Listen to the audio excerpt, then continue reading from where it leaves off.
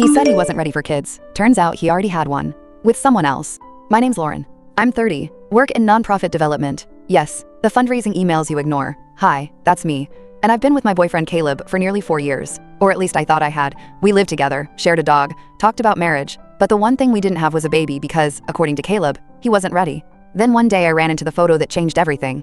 It started like any regular Saturday coffee that tasted a little burnt, laundry I didn't feel like folding, and me half scrolling through Instagram while pretending to clean. Caleb was still asleep, face down in our bed, like he hadn't betrayed every promise he ever made. But of course, I didn't know that yet, not really. What I did know was that I needed a break from looking at friends' baby showers and wedding rings. Everyone seemed to be moving forward while we weren't. Caleb and I had been together since I was 26. At first, things were so easy, like movie montage easy. He made me laugh, cooked decent stir-fry, remembered little things like my favorite candle scent, and how I take my iced coffee.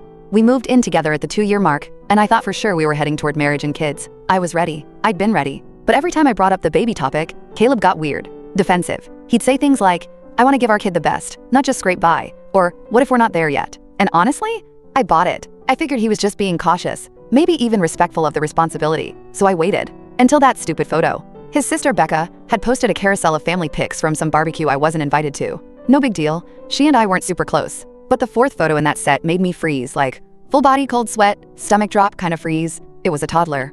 A little boy, maybe 2 years old, sitting on Becca's lap. Blonde curls, a mischievous grin, Caleb's grin, and the same deep-set dimples that only appeared when Caleb laughed with his whole face. My throat actually tightened when I read the caption, "Family is everything. Love my little nephew, Jalen." I clicked on the photo, zoomed in, my heart pounding louder than the dishwasher. I tapped on the tag, Jalen_Bear23. The profile was private, but the bio?